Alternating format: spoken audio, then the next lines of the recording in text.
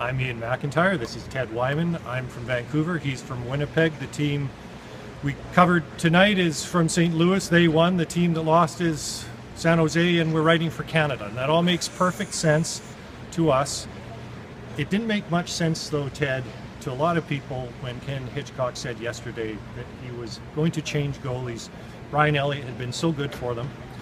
I don't think anybody thought it was Brian Elliott's fault that the Blues were down 2-1 in games to the Sharks, but he brings in Jake Allen tonight, and although he didn't have to be a star, he was very good early in a 6-3 win.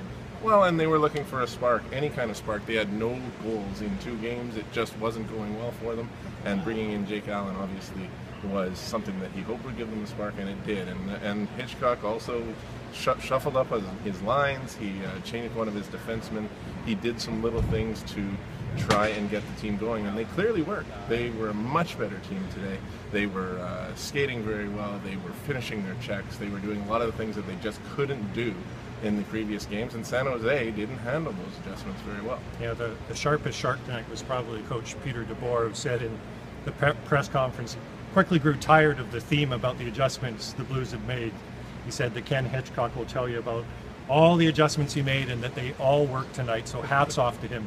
Now, it wasn't just Hitchcock, and it wasn't just Jake Allen who came in to play for Brian Elliott tonight. It was a much better Blues performance all around. They were much better, but the moves that Ken Hitchcock made were good, and they did have an effect. And bringing in Jake Allen did spark the team a little bit, and the lineup, the line changes, the combinations, all of it got them working better on their forecheck, and they did a lot more things that they needed to do to fight through the tight checking of the San Jose Sharks, and it seemed to throw the Sharks off a little bit. They just weren't anywhere near as good as they were. It's really interesting, Ian, because everybody really was thinking, boy, this thing could be over in a hurry, the way San Jose was dominating in games 2 and 3.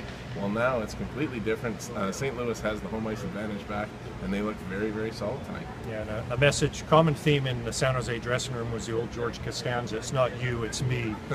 They were downplaying the things the Blues did and noting how poorly they played themselves, but again, this was something that you wouldn't have foreseen based on how both teams had played in games 2 and 3. Everybody says there's no momentum between games. Well, we'll find out, and San Jose better hope there's not momentum, because right now the Blues suddenly seem re-energized and back in the series in more ways than just on the scoreboard.